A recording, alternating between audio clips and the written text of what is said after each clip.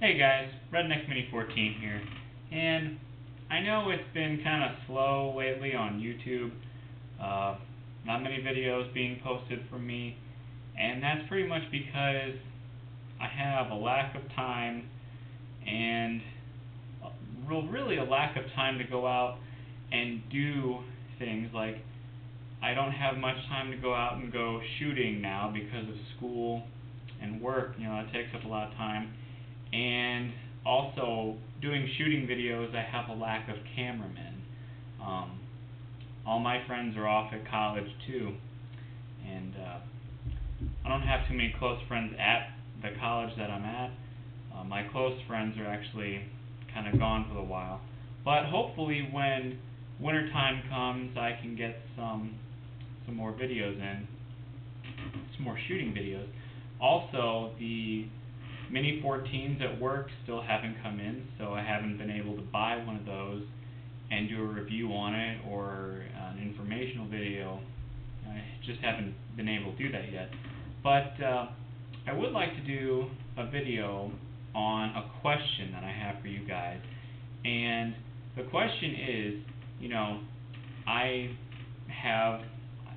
saved up enough money to buy a Mini 14 from Walmart, with taxes and discount all included. I calculated that up based off of what the Walmart price is, and I have roughly enough money saved up right now specifically for that.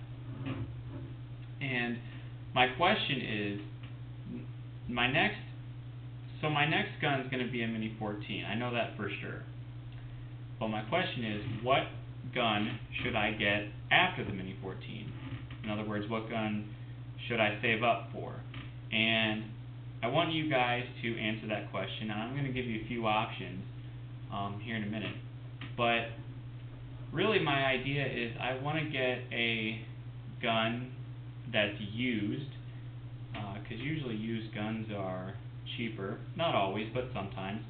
I want a more traditional gun. I'm a traditionalist. I like wooden stocks and iron sights, mostly. It honestly just depends on the gun. But in this case, it's all wooden stocks and iron sights. And also, a gun that kind of has a historical background in America, whether it be a hunting background or a military background, because these guns have both. So, I've got 5 options for you. 4 of them are rifles, and 1 of them is a shotgun. And they're all, I could get them all in the used market for probably about less than $1,000. That's what I'm aiming for, is less than $1,000. So let's just detach from the truck.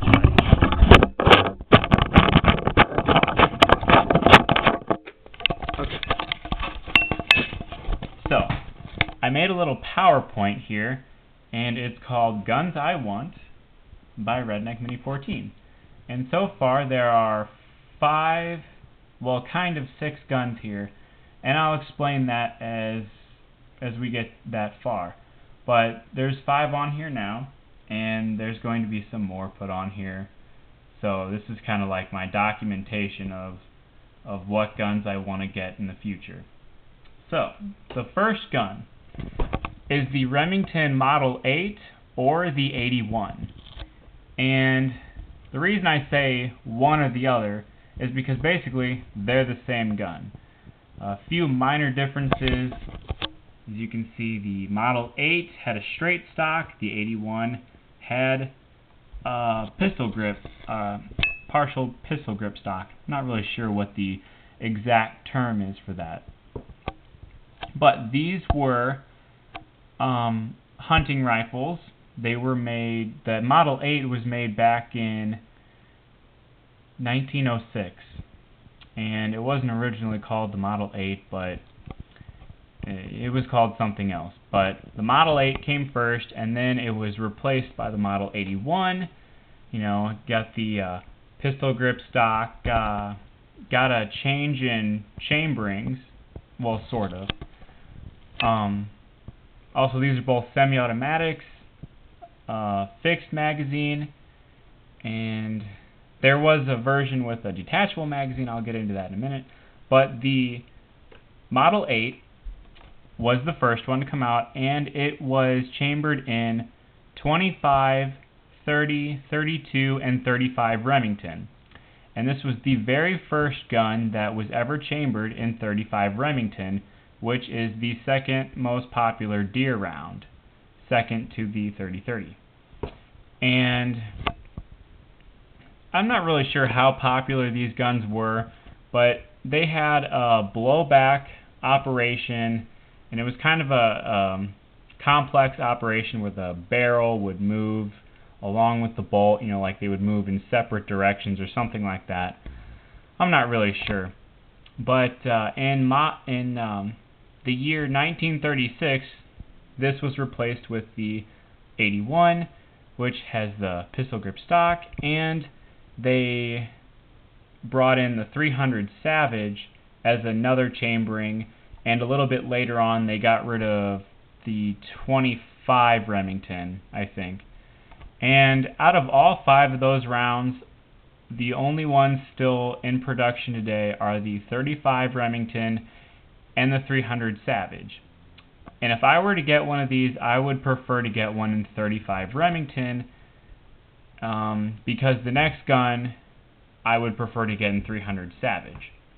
So, on to the next gun. Oh, and by the way, the purpose of this gun, like what I would use it for, would be deer hunting, maybe some larger game hunting up north like elk or moose.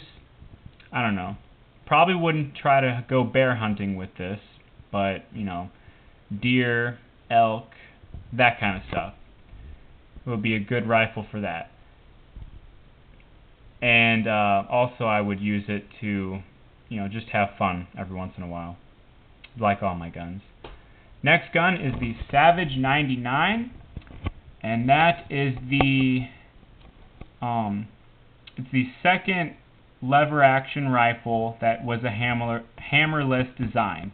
The first one was the 1895, which was the predecessor to this gun. And basically this gun, it's a lever action, and the original ones had the rotary internal magazine here that held 4 shots plus 1 in the chamber.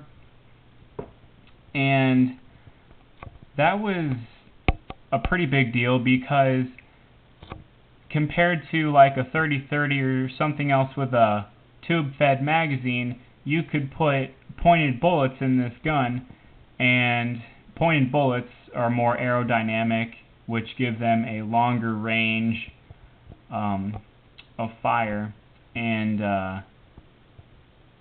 it gives you, I think the bullets are shoot on less of a curve, if you know what I mean. But anyway, I would want this in 300 Savage. That was probably the most popular chambering. It was chambered in other things like 303 Savage, 30-30 Winchester, 308 Winchester. It had like 14 or 15 different chamberings.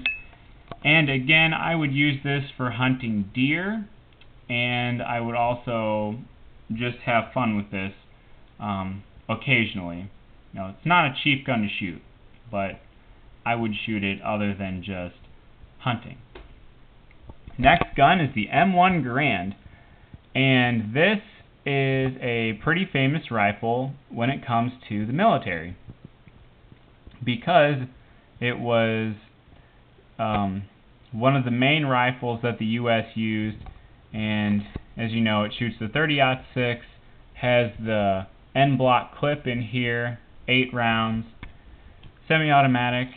I could use this for hunting as well, but I might have to hand load those rounds, because the M1 Garand was really meant to shoot a specific round of 30-06, and I would have to load it to those specifications and that sort of thing. This is for hunting ammo, by the way, because full metal jacket ammo you could buy on the market, but you can't really find soft points or hollow points in those specific loads, at least not that I'm aware of. But anyway, I'd probably get this one in a reproduction, but I might get an original. It all depends on prices and the condition of the gun. And I probably just use this as a plinking gun. Next gun is the Auto Ordnance Thompson. And this is another World War II gun, very popular. Back then it was considered a submachine gun, but in this configuration it's just a semi-automatic rifle chambered in .45 ACP. And if you're wondering why on earth the barrel is so long, it's because that is a 16-inch barrel, and that does not require the $200 tax stamp that the SBR would require. And in reality, I would like one of these, but it would cost like an extra $1,000 just because they're more expensive to begin with, plus you have your $200 tax stamp, and you also have the 2-month waiting period. Not exactly sure if it's 2 months or not, but anyway, it's just a hassle to have to deal with. So most likely would get the 16.5-inch barrel as opposed to the 10.5-inch barrel. And again, that would just be a plinking gun. So that's the fourth gun. And the fifth gun is a shotgun. It's the Winchester 1897. This one, the Winchester 1897 had a specific model called the trench gun that had a heat shield on the barrel, and it had a bayonet lug and a full-length magazine, I think. Maybe not. Maybe the magazine and barrel were about that length. I'm not really sure.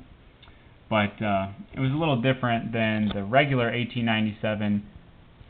This one is a little bit cut down. I think this is for cowboy action shooting, which is what I would use this for other than plinking. Probably wouldn't use it for hunting, just something to have fun with.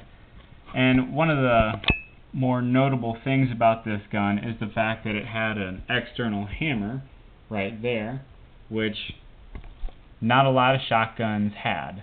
You know, my Model 12 doesn't have an external hammer, but this one does. And this is also, you know, it's an older model. It came out in 1897. The Model 12 came out in 1912. So anyway, that's the last gun is chambered in 12 gauge. I think they might have had some 16 and 20 gauges too, but I would get a 12 gauge. Anyway, that's those are the 5 guns that I would want to get as far as used guns with a historical background. And of course there are a lot of others out there, but I don't know. There's really no rhyme or reason why I want these guns. I don't know. I like them. None of these guns are really cheap to shoot. The cheapest would be the Thompson or maybe the 1897. Shotguns aren't really that expensive to shoot. But, you know, 35 Remington, 300 Savage, those are pretty expensive. And then you have the M1 Garand shooting the 30-06, which also isn't a very cheap round to shoot either. 45 ACP is relatively cheap, but not really compared to like 9mm and other pistol rounds.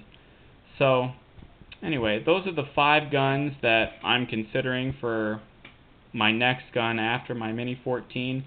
I would really appreciate it if you posted comments on which one you would like to see on my channel next, because that's really why I'm doing this, is because this is for you guys. Well, it's for me too, but you guys are going to see videos on it, and you know, I just want to hear some input.